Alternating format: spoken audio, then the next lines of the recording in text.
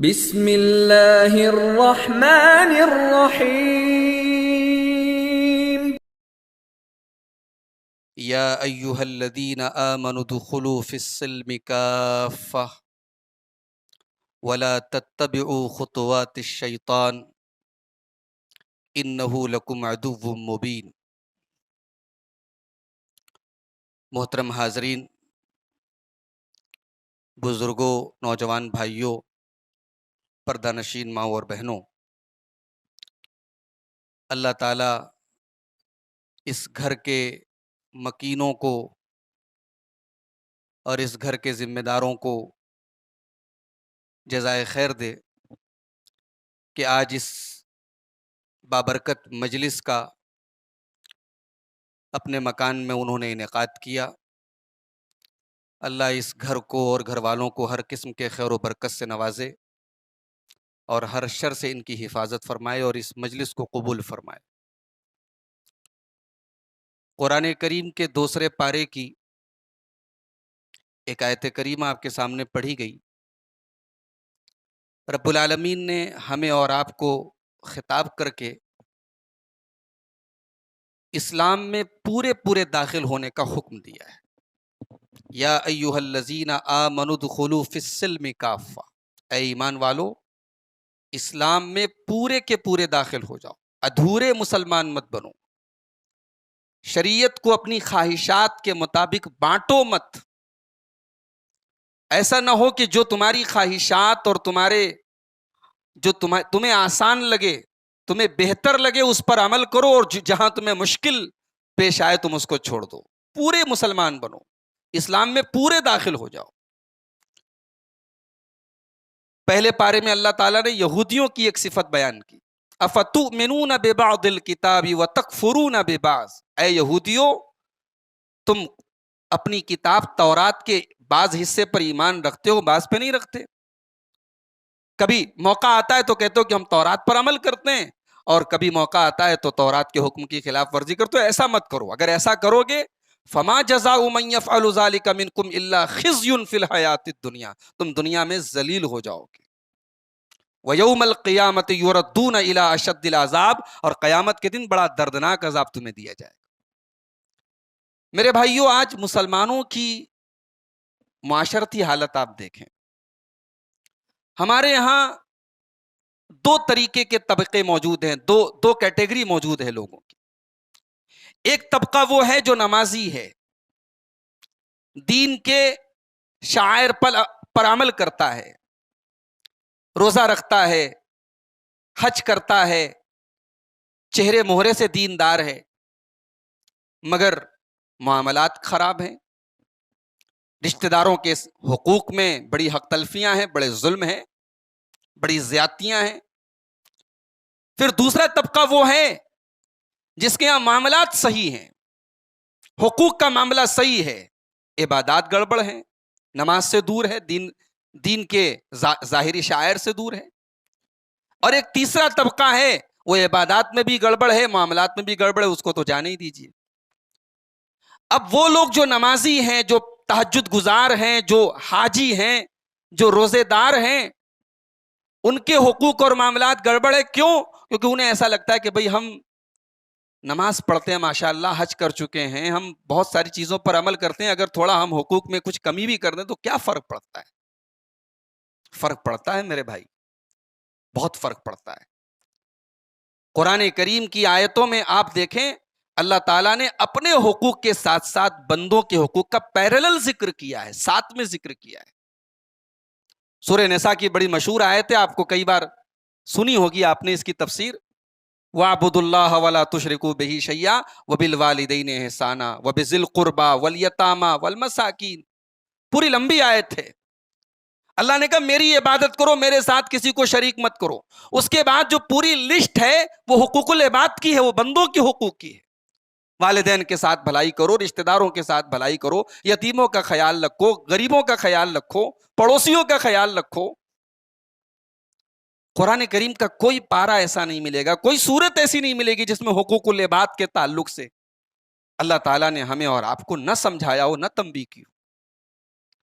قیامت کے دن ہماری نمازیں ہمارے منہ پر مار دی جائیں گی اگر ہم حقوق العباد کے معاملے میں پیچھے ہیں میرے بھائی. بڑی خطرناک حدیث ہے. اللہ کے رسول صلی اللہ علیہ وسلم نے وارننگ دی اپنی امت کو. صحیح مسلم کی روایت ہے. لَتُؤَدُّنَّ الْحُقُوقَ إِلَىٰ أَهْلِهَا يَوْمَ الْقِيَامَةِ. قیامت کے دن تم حقداروں کو اس کا حق دو گے. دنیا میں نہیں دے رہے ہو نا, قیامت کے دن دو گے. کیسے دو گے؟ ابھی اس کو رہنے دیئے, کیسے دو گے؟ اللہ کے نبی نے کہا دو گے قیامت کے دن حتی یقاد للشاة الجلحاء من الشاة القرناء. ارے تم تو انسان ہو, سینگ والی بکری نے اگر بغیر سینگ والی بکری کے اوپر ظلم و زیادتی کو, اس سے بھی قصاص لیا جائے گا, وہ بھی بدلہ لے گی, اس کو بھی بدلہ لینا, اپنے ظلم کا بدلہ دینا پڑے گا. صحیح بخاری کی ایک حدیث میں اللہ کے نبی صلی اللہ علیہ وسلم فرمایا, بڑی غور کرنے کے لائق یہ حدیث ہے. آپ نے فرمایا کہ من کانت عنده مظلمۃ لاخیہ, تم نے دنیا میں اگر اپنے کسی بھائی پر ظلم کیا ہے, من عرضہ او مالہ, اس کی آبرو پر ظلم کیا ہے, اس پر جھوٹا الزام لگایا ہے, اس کو گالی دی ہے, اس کو تہمت کوئی لگائی ہے, او مالہ, یا مال ہڑپ لیا ہے تم نے, تو اللہ کے رسول کہتے ہیں فَلْيَتَحَلَّلْ مِنْهُ الْيَوْمِ. اے میرے صحابہ, دنیا میں اس سے پیچھا چھوڑا لو, دنیا میں اس حق کو ادا کر دو, اسے معافی مانگ لو, اس حق کو ختم کروا دو. من قبل ان یاتی یوم لا درہم ولا دینار, وہ دن آنے کے پہلے کہ جس دن درہم اور دینار کی کرنسی نہیں چلے گی. بھائی دنیا میں ہم نے کسی کا حق مارا, پیسے کا حق ہے, پیسہ دے سکتے ہیں. قیامت کے دن پیسہ تو نہیں چلے گا, وہاں یہ کرنسی نہیں چلے گی. ان کان لہو عمل صالح, اگر آپ کے پاس نیکیاں ہوں گی, آپ کی نیکیاں لے کر کے آپ کے بھائی کو دے دی جائے گی جس کا آپ نے حق مارا ہے. اور اگر آپ کی نیکیاں ختم ہو گئی اور حقدار ابھی باقی ہیں, اخذ من سیئات صاحبہ, آپ کے اس بھائی کی, آپ کے دوست کے گناہ لے کر کے آپ کے اوپر لا دیے جائے. تو حقوق العباد کو ہلکے میں نہ لو میرے بھائی. دین ان دونوں پر قائم ہے, حقوق اللہ اور حقوق العباد. نہ حقوق اللہ معاف ہوں گے نہ حقوق العباد معاف ہوں گے. اچھا, حقوق اللہ کا تعلق اللہ سے ہے, حقوق العباد کا تعلق بندوں سے ہے. اللہ بھی تب معاف کرے گا جب آپ بندوں سے وہ حق معاف کروائیں گے, ورنہ قصاص تو آپ کو قیامت کے دن دینا پڑے. میں چاہتا ہوں کہ آج کی مختصر سی گفتگو میں بندوں کے جو حقوق ہیں, اس میں جو موٹی موٹی باتیں ہیں, میں وہ آپ کے سامنے رکھوں. والدین کے کیا حقوق ہیں, اولاد کے کیا حقوق ہیں, بیوی کے کیا حقوق ہیں, شوہر کے کیا حقوق ہیں, پڑوسی کے کیا, یہ پورے اپنے آپ میں یہ سب الگ الگ ٹاپک ہے. علماء نے باقاعدہ کتابیں لکھی ہیں. میں 2 کتابوں کو آپ کو ریکمینڈ کرتا ہوں پڑھنے کے لیے, مطالعہ کرنے کے لیے. ایک حافظ صلاح الدین یوسف رحمۃ اللہ علیہ کی کتاب ہے اسلامی حقوق و معاشرت, اس میں انہوں نے یہ سارے حقوق اکٹھا کر لیے ہیں. دوسری کتاب میں ریکمینڈ کروں گا مولانا یوسف اصلاحی کی. یہ اہل حدیث عالم نہیں ہے, جماعت اسلامی سے ان کا تعلق تھا, لیکن کتاب بہت عمدہ ہے اور دلائل کی روشنی میں لکھی گئی ہے, اس آداب زندگی. تو یہ 2 کتابیں آپ مطالعے میں رکھیں. اور اگر مختصر کتاب چاہتے ہیں تو شیخ ابو زید ضمیر صاحب نے بھی وہ کتاب اسلامی آداب کے نام سے بچوں کے لیے لکھی ہے. یہ کتابیں آپ مطالعے میں رکھیں.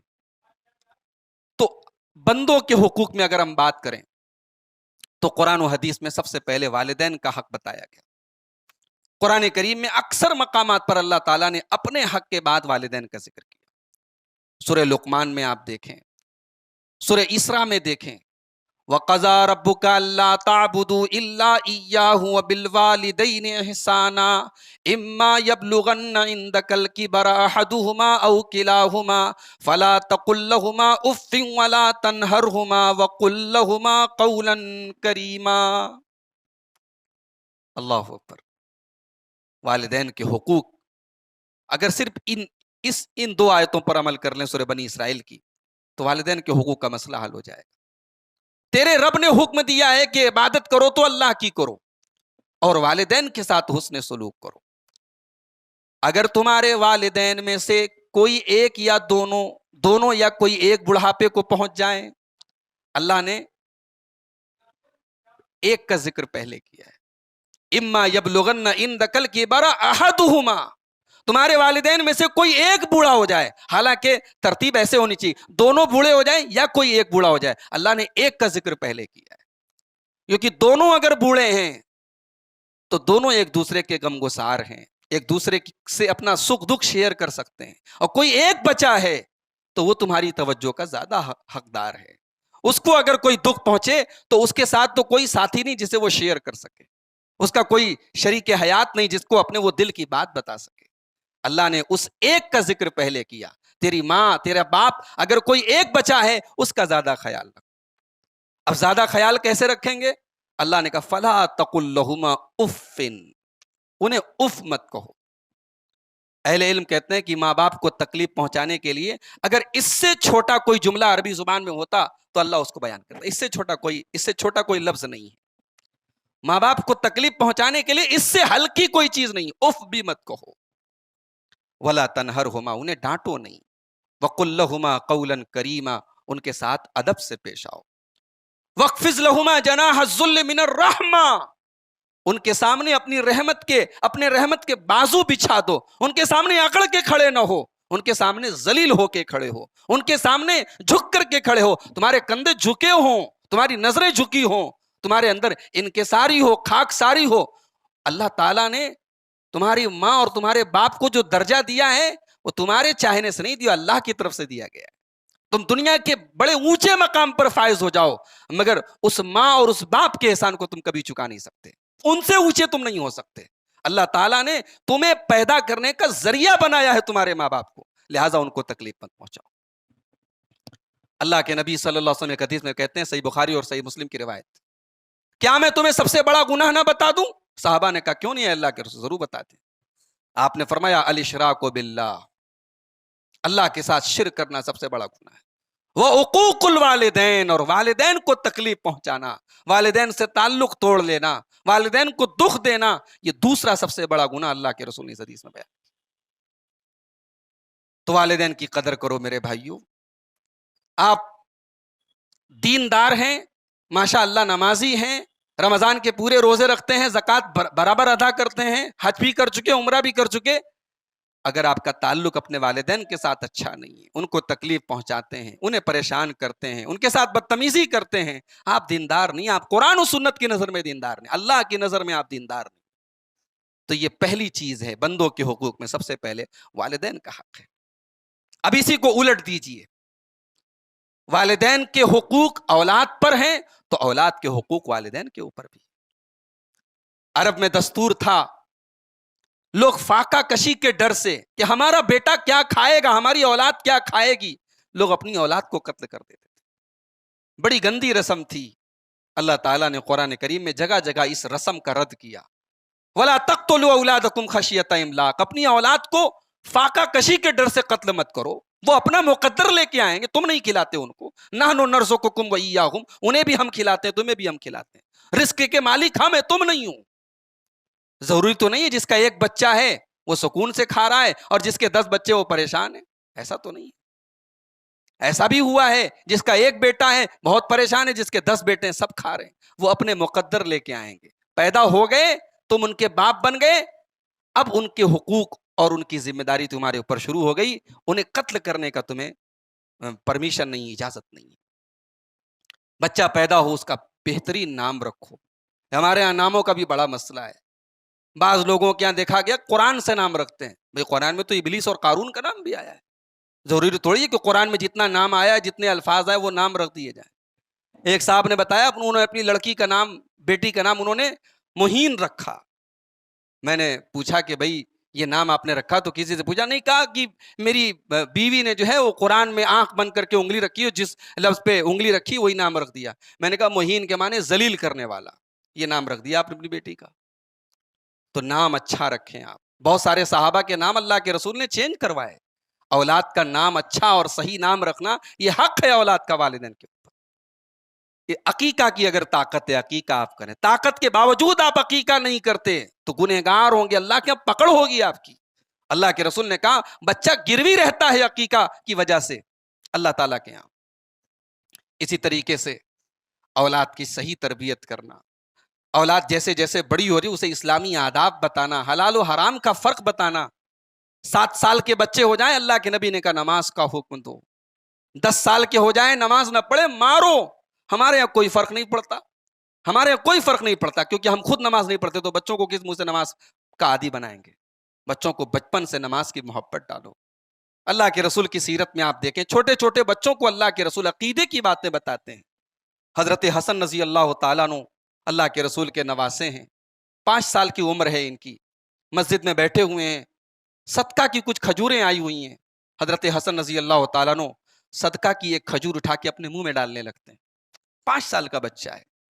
اللہ کے رسول کہتے ہیں کک کک، بیٹا تھوک دے نکال دے اس کو۔ اما تشعر انا لا ناکل الصدقہ، کیا تجھے معلوم نہیں تو میرا نواسا ہے، آل محمد سے تیرا تعلق ہے، ہمارے اوپر صدقہ حرام ہے، ہم صدقہ نہیں کھاتے۔ اللہ اکبر، 5 سال کے بچے کو اتنی ڈیٹیل بتانے کی کیا ضرورت تھی؟ اللہ کے رسول صاحب کہتے تھے بیٹا مت کھاؤ، نہیں، اللہ کے رسول نے سبق دیا، بچوں کو بچپن سے بتاؤ کیا صحیح ہے کیا غلط ہے، کیا جائز ہے کیا ناجائز ہے۔ حضرت یوسف علیہ السلام اپنے باپ سے کہتے ابا جان میں نے خواب دیکھا ہے، میں نے دیکھا چاند سورج ستارے میرے آگے سجدہ کر رہے ہیں۔ ابا جانتے تھے ان کے 10 بھائی ان سے حسد کرتے ہیں، کہا بیٹا اپنا یہ خواب اپنے بھائیوں کو مت بتانا، کیوں؟ بھائیوں کو بتا دیں گے تو کیا کریں گے؟ فَيَكِيدُوا لَكَ كَيْدًا، ہو سکتا ہے بھائی تیرے خلاف کوئی چال چلتے ہیں۔ اپنے بیٹے سے کہہ رہے ہیں تیرے بھائی لوگ تیرے خلاف چال چل سکتے ہیں۔ اب بیٹے کے دل میں ایک اور سوال پیدا ہوا، کیا میرے بھائی میرے دشمن ہیں میرے خلاف چال چلیں گے؟ تو کہا کہ ان الشیطان للانسان عدو مبین، شیطان انسان کا کھلا ہوا دشمن ہے، شیطان پھوٹ ڈلوا دیتا ہے، تیرے بھائیوں کو تیرے خلاف بھڑکا دے گا، اپنا یہ خواب اپنے بھائیوں کو مت بتانا۔ تو یہ سبق دیا نبیوں نے کہ بچوں کو دلائل بتاؤ، بچوں کو بچپن سے دلائل بتاؤ، جائز ناجائز کا فرق بتاؤ، حلال حرام کا فرق بتاؤ، ان کی صحیح تربیت کرو، اور بچے جب جوان ہو جائیں بالغ ہو جائیں، لڑکا ہے لڑکی ہے، صحیح وقت پر شادی کر دو۔ بڑے مسائل ہیں آج، شادی نہ کرنے سے بھی بڑے مسائل پیدا ہوتے ہیں سماج میں، جو بے راہ روی ہے، جو بے حیائی ہے، جو بد کرداری ہے، اس کے پیچھے بہت بڑا ریزن صحیح وقت پر شادی نہ کرنا ہے۔ ہمارے بنارس سے بہت دور نہیں ہے، مئو نام کا ایک علاقہ ہے، مئو میں ایک بڑی گندی رسم میں نے دیکھی، لڑکی کا باپ جو ہے، لڑکی کے گھر والے لڑکی کا رشتہ دیکھنے کہیں نہیں جائیں گے، ان کے یہاں معیوب مانا جاتا ہے، لڑکی کا رشتہ لوگ دیکھنے آئیں، لڑکی والے کہیں نہیں جائیں گے، یہ ان کے یہاں رواج ہے۔ نتیجہ یہ بہت ساری بچیاں بیٹھی رہتی ہیں، لڑکوں کی عمر بھی 35 سال میں ان کا نکاح ہو رہا ہے۔ اولاد کے حقوق میں یہ حق تلفی ہے۔ اچھا پھر آپ کے مان لیجیے 5 بیٹے ہیں، بھائی ظاہر ہے کہ 5 انگلیاں برابر نہیں ہیں، کوئی بیٹا آپ کا فرما بردار ہے، کوئی نافرمان ہے، کوئی اچھا کام کرتا ہے، کوئی کم کام کرتا ہے، لیکن آپ کے مال کے، آپ کی وراثت کے حقدار سب برابر ہیں۔ جو آپ کا مال ہے، آپ کے انتقال کے بعد اس کی وراثت جب بٹے گی تو شریعت یہ نہیں دے گی کس نے زیادہ کمایا کس نے کم کمایا، آپ کے مال کے وارث سب برابر ہوں گے۔ یہاں تک کہ باپ کے مرنے کے 1 دن پہلے جو لڑکا پیدا ہوا ہے، بھائی اس نے تو ابھی کچھ نہیں کمایا نا، اس نے تو کچھ نہیں کمایا، کوئی کام نہیں کیا، لیکن وراثت بٹے گی تو 5 بیٹوں میں برابر بٹے گی۔ یہ شریعت کو اصول ہے، قانون ہے، قاعدہ ہے۔ ہمارے یہاں اس میں بھی بڑا مسئلہ ہے، بڑی بے ایمانیاں ہوتی ہیں۔ باپ اپنے کسی بیٹے کو باہر، بھائی باپ کروڑ پتی ہے، کوئی ایک بیٹا ہے، کسی بات پہ باپ سے جھگڑا ہو گیا، باپ نے گھر سے نکال دیا، آگ کر دیا، لدائے کر دیا، جس کو کہتے ہیں نا لدائے کر دیا، لا دعویٰ کر دیا، اور وہ بیٹا بیچارہ کرایہ داری کر رہا ہے۔ کیا ہے بھائی؟ یہ ظلم ہے، یہ ظلم ہے، یہ اولاد کے ساتھ ظلم ہے، اس کی اجازت نہیں ہے آپ کو۔ اللہ کے رسول کے پاس ایک ایسا معاملہ آیا، ایک صحابی آئے، کہا اللہ کے رسول میں اپنے ایک بیٹے کو اپنی ایک جائیداد کا ایک حصہ دینا چاہتا ہوں، ایک باغ دینا چاہتا ہوں۔ اللہ کے رسول نے کہا کہ کیا تمہارے اور بھی بچے ہیں؟ کہا کہ ہاں اللہ کے رسول اور بھی بچے ہیں۔ آپ نے کہا سب کو دیا؟ کہ سب کو نہیں دیا۔ نبی نے فرمایا لا اشہد علی جور، میں ظلم کے اوپر گواہی نہیں دوں گا۔ یہ جو تم معاملہ لے کے آئے ہو، مجھے میری گواہی مانگ رہے ہو، میں ظلم کے اوپر گواہی نہیں دوں گا۔ ایک حدیث میں الفاظ ہیں اتقوا اللہ بین اولادکم، اپنی اولاد کے بارے میں اللہ سے ڈرو، اپنی اولاد کے درمیان انصاف کرو۔ تو اولاد کے بھی حقوق ہیں میرے بھائی، جس طریقے سے والدین کے حقوق اولاد کے اوپر ہیں، اولاد کے حقوق بھی والدین کے اوپر ہیں۔ تیسرا جو بہت بڑا حق ہے، میاں بیوی کا ایک دوسرے کے اوپر کیا حق ہے۔ یہ جو نکاح کا جو بندھن ہے نا، بڑا پاکیزہ بندھن ہے بھائی، مرد اور عورت ایک دوسرے کے لیے حرام ہے، نکاح کے ذریعے حلال ہو گئے۔ ایک دوسرے کو دیکھنا جائز نہیں تھا, ایک دوسرے کو ٹچ کرنا جائز نہیں تھا, سر سے پیر تک ایک دوسرے کے لیے جائز اور حلال ہو گئے. وہ ہمارے پڑوسی ملک کی ایک لڑکی کا ایک انٹرویو آج کل آیا نا, بڑا سوشل میڈیا پہ وائرل ہو رہا ہے. امریکہ کی ایک میگزین کو اس نے انٹرویو دیتے ہوئے کہا کہ مجھے ضرورت محسوس نہیں ہوتی کہ مرد اور عورت کو جو ہے آپس میں تعلق کرنے کے لیے نکاح کی کیا ضرورت, شادی کرنے کی کیا ضرورت ہے. بھائی پارٹنرشپ تو ایسے بھی چل سکتی ہے, نکاح کی ضرورت ہے. نکاح کے بغیر جو تعلق ہوگا, قرآن نے کہا وہ خبیث لوگ ہیں, وہ گندے لوگ ہیں. الخبیثون للخبیثات, خبیث لوگ خبیث عورتوں کے لیے ہیں. اسلام نے نکاح کے ساتھ جو مرد اور عورت جڑے اسے پاک کہا ہے, اور جو نکاح کے بغیر تعلق رکھے اسے ناپاک کہا ہے. نکاح کے ذریعے صرف یہ نہیں ہوتا کہ ہماری جنسی خواہش پوری ہوتی ہے, نکاح کے ذریعے ایک دوسرے کو سکون ملتا ہے. اللہ تعالیٰ نے مرد اور عورت کے درمیان نکاح کو اپنی نشانی قرار دیا ہے.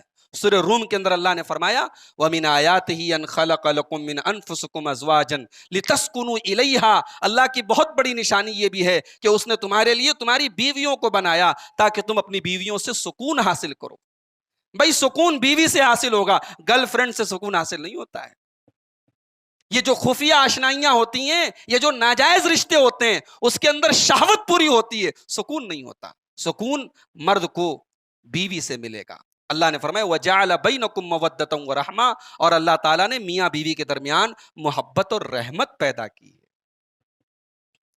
تو بیوی کے کیا حقوق ہیں, ہم لوگ کبھی یہ جاننے کی کوشش نہیں کرتے. ہمیں یہ پتا ہے بھئی مرد قوام ہے, مرد عورت کے اوپر حاکم ہے.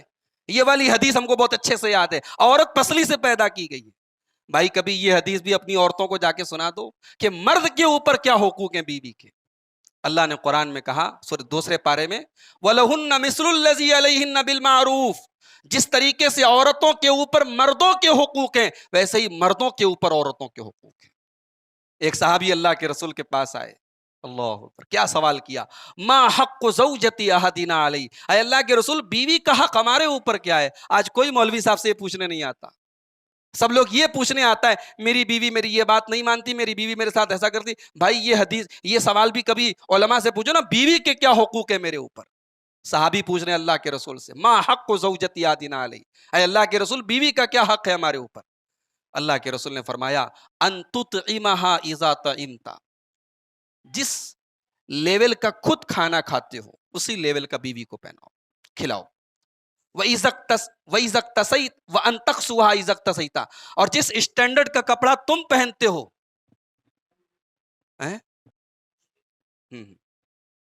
اسی حساب سے بیوی کو پہناؤ. وَلَا تَضْرِبِ الْوَجْهَ, جتنا بھی غصہ آ جائے بیوی کے چہرے پر ہاتھ مت اٹھاؤ. وَلَا تُقَبِّ, گالی گلوچ مت کرو. وَلَا تَهْجُرْ إِلَّا فِي الْبَيْتِ, اور میاں بیوی میں اگر کبھی جھگڑا ہو جائے تو گھر کی بات گھر کے باہر نہ جائے. تو بیوی کے یہ حقوق ہیں. شوہر کے کیا حقوق ہیں بیوی کے اوپر؟ اللہ کے رسول سے پوچھا گیا ہے اللہ کے رسول سب سے بہترین عورت کون سی ہے؟ آپ نے فرمایا التی تسرہ اذا نظر, سب سے بہترین عورت وہ ہے شوہر دیکھے تو خوش ہو جائے. شوہر کو خوش کرنا یہ بیوی کی زندگی کا مقصد بن جائے, جائز طریقے سے شوہر کی ہر خوشی کو پوری کرے, یہ بیوی کی زندگی کا مقصد بن جائے. وَتُطِيعُهُ إِذَا أَمَرَ, شوہر کوئی بات کہے تو بیوی مانے. وَلَا تُخَالِفُهُ فِي نَفْسِهَا وَمَالِهِ بِمَا يَكْرَهُ, اور شوہر کے مال کو بے دردی سے خرچ نہ کرے. شوہر کما رہا ہے نا, محنت کر رہا ہے نا, اس کے مال کو بے دردی سے خرچ نہ کرے, اپنی آبرو کی اور شوہر کے مال کی حفاظت کرے. اسی طریقے سے میرے بھائیوں, وقت بہت کم بچا ہے, حقوق العباد میں رشتہ داروں کا بڑا حق ہے. ہمارے جو رشتہ دار ہیں, ہمارا جن کے ساتھ خون کا رشتہ ہے, یہ رشتہ اللہ نے بنایا ہے. بھائی کوئی ہمارا چاچا ہے, کوئی ہمارا دادا ہے, کوئی ہمارا بھتیجا ہے, کوئی بھانجا ہے, کوئی ماما ہے, کوئی نانا ہے, یہ رشتے اللہ نے بنائے ہیں. اور یہ رشتے ان کو نبھانا, ان کا حق ادا کرنا بڑا ضروری ہے. قرآن میں اللہ تعالیٰ نے بے شمار مقامات پہ رشتہ داروں کا حق ادا کرنے کی بات کہی. قرآن کریم کے دوسرے پارے میں اللہ نے کہا اے نبی, لوگ آپ سے پوچھتے ہیں کہ کہاں پیسہ خرچ کریں, آپ جواب دے دیجئے فَلِلْوَالِدَيْنِ وَالْأَقْرَبِينَ, ماں باپ پہ خرچ کرو, رشتہ داروں پر خرچ کرو, رشتہ داروں پر پہلے خرچ کرو. اسی لیے زکوٰۃ اور صدقہ کے بھی اولین مستحق ہمارے رشتہ دار ہیں. اگر ہمارے رشتہ داروں میں کوئی زکوٰۃ کا حقدار ہے, صدقہ کا حقدار ہے, پہلے اس کو دیں. اللہ کے رسول صلی اللہ علیہ وسلم فرماتے ہیں کہ رشتہ دار کو دینے سے ڈبل ثواب ملے گا، رشتہ داری کا ثواب بھی ملے گا اور زکوٰۃ اور صدقہ کا ثواب بھی ملے گا۔ اس کے اپوزٹ میں رشتہ دار سے رشتہ کاٹنا، چھوٹی چھوٹی باتوں پہ آج ہم لوگ زندگی بھر کے لیے بات چیت بند کر دیتے ہیں، تعلق توڑ لیتے ہیں، دعا سلام بند کر دیتے ہیں، اتنی نفرت ہو جاتی ہے ایک دوسرے کے جنازے میں شامل۔ بڑا گناہ ہے میرے بھائی، بڑا گناہ ہے۔ اللہ کے رسول صلی اللہ علیہ وسلم فرماتے ہیں کہ اللہ تعالیٰ نے رشتہ داری سے کہا جو تجھے جوڑے گا میں اسے جوڑوں گا، جو تجھے کاٹے گا میں اسے کاٹوں گا۔ تو رشتہ داروں کے حقوق ادا کریں۔ اسی طریقے سے پڑوسیوں کے بڑے حقوق ہیں۔ پڑوسی مسلمان ہے، غیر مسلم ہے، ہمارے مسلک کا ہے، ہمارے مسلک کا نہیں ہے، جو بھی ہے، اگر ہمارا پڑوسی ہے اس کے حقوق ہیں ہمارے اوپر۔ اللہ کے رسول صلی اللہ علیہ وسلم فرماتے ہیں کہ جبرائیل علیہ السلام نے پڑوسی کے اتنے حقوق مجھے بتائے، مجھے ڈر ہوا کہ پڑوسی کو وراثت میں حقدار نہ بنا دے، اتنا حق ہے پڑوسی کا۔ اللہ کے نبی نے فرمایا وہ آدمی مومن نہیں ہو سکتا من لا یأمن جارہ بوائقہ، جس کا پڑوسی اس سے سیف نہ ہو، جس کے پڑوسی کو تکلیف پہنچے اس سے۔ تو پڑوسی کے ساتھ حسن سلوک کرو۔ قرآن کریم نے تو یہاں تک پڑوسی کا حق بتایا کہ آپ سفر میں ہیں، آپ کے سفر میں، آپ کے بغل میں، آپ کے بازو میں جو آدمی سفر کر رہا ہے وہ بھی آپ کا پڑوسی ہے، 2-4 گھنٹے کے لیے صحیح، اس کو بھی آپ کو کوئی تکلیف نہیں پہنچانا، اس کے ساتھ بھلائی کرنا ہے۔ والصاحب بالجنب، پہلو کا جو ساتھی ہے، جو سفر کا ساتھی ہے۔ والجار الجنوب، جو دور کا پڑوسی ہے۔ بھئی آپ کا ایک گھر رسول پورہ میں، ایک گھر دلہی پور میں ہے، دلہی پور کا پڑوسی بھی آپ کا پڑوسی ہے۔ تو اپنے پڑوسیوں کا حق ادا کریں۔ اور ایک آخری بات بیان کر کے بات ختم کریں گے، اذان ہونے والی ہے۔ حقوق میں عام مسلمانوں کے بھی کچھ حقوق ہیں۔ اللہ کے رسول صلی اللہ علیہ وسلم فرماتے ہیں کہ للمسلم علی المسلم حق، مسلمان کے مسلمان پر 6 حق ہیں، 6 حق ہیں۔ نمبر 1 کہ جب آپ کی ملاقات ہو اپنے مسلمان بھائی سے تو سلام کریں۔ وَإِذَا دَعَاكَ فَأَجِبْهُ، مسلمان بھائی آپ کا دعوت دے، دعوت قبول کرو۔ وَإِذَا اسْتَنصَحَكَ فَانصَحْ لَهُ، مسلمان بھائی آپ سے مشورہ مانگے، صحیح مشورہ دو، رائے مانگے، صحیح رائے دو، غلط بات مت بتاؤ، غلط رائے مت دو۔ رشتے ناتے کے معاملے میں، کسی بھی چیز کے معاملے میں لوگ رائے مانگے، صحیح رائے دو۔ وَإِذَا مَرِضَ فَعُودْهُ، مسلمان بیمار ہو جائے اس کی عیادت کرو۔ وَإِذَا عَطِسَ فَشَمِّتْهُ، آپ کے مسلمان بھائی کو چھینک آئے، اس نے الحمدللہ کہا، جواب میں آپ یرحمک اللہ کہیں۔ وَإِذَا مَاتَ فَاتَّبِعْهُ، اور مسلمان کا انتقال ہو اس کے جنازے میں شرکت کرو۔ عام مسلمانوں کے یہ حقوق ہیں، رشتہ دار کی بات نہیں ہو رہی ہے۔ کسی بھی مسلمان کا انتقال ہے، جنازے میں شامل ہوئیے، بیمار ہے عیادت کیجیے، ملے تو سلام کیجیے، یہ عام مسلمانوں کے حقوق ہیں۔ اور ایک بہت بڑا عام مسلمانوں کا حق یہ بھی ہے کہ آپ کے ہاتھ سے اور آپ کی زبان سے کسی کو تکلیف نہ پہنچے۔ اللہ کے رسول صلی اللہ علیہ وسلم فرماتے ہیں المسلم من سلم المسلمون من لسانہ و یدہ، مسلمان وہ ہے جس کے ہاتھ سے اور جس کی زبان سے دوسرے مسلمان محفوظ۔ چھوٹی چھوٹی چیزوں میں کوڑا پھینک رہے ہیں آپ، پڑوسی کے گھر کے سامنے آپ نے پھینک دیا، تکلیف نہیں پہنچا رہے آپ۔ بائک آپ کی ہے، آپ نے اپنے گھر کے بجائے کسی کے دروازے پہ لا کے کھڑی کر دیا، تکلیف نہیں پہنچا رہے آپ۔ چھوٹی چھوٹی چیزیں ہیں، اپنے ہاتھ سے اور اپنی زبان سے دوسروں کو تکلیف مت پہنچاؤ۔ جو چیز اپنے لیے ہم پسند نہیں کرتے کہ کوئی ہمارے ساتھ یہ کام کرے، دوسروں کے لیے وہ کام مت کرو۔ کوئی سیدھا ہے، کوئی شریف ہے، اس کی شرافت کا ناجائز فائدہ مت اٹھاؤ۔ تو میرے بھائیوں، یہ حقوق العباد کے تعلق سے چند بنیادی باتیں ہیں۔ اللہ تعالیٰ سے دعا ہے رب العالمین ہمیں حقوق اللہ اور حقوق العباد دونوں کو ادا کرنے کی توفیق عطا فرمائے۔ رب العالمین ہم میں سے جن لوگوں کے والدین زندہ ہیں ان کو اپنے والدین کی قدر کرنے کی اور ان کی خدمت کرنے کی توفیق عطا فرمائے۔ جن کے والدین دنیا سے جا چکے اللہ ان کی مغفرت فرمائے۔ جو ہم میں بیمار ہیں اللہ ان کو شفا عطا فرمائے۔ جو روزی روٹی سے پریشان ہیں اللہ ان کے رزق میں برکت عطا فرمائے۔ جب تک دنیا میں زندہ رکھے، اسلام پر زندہ رکھے، اور خاتمہ ہم سب کا ایمان پر ہو۔ وآخر دعوانا الحمدللہ رب العالمین۔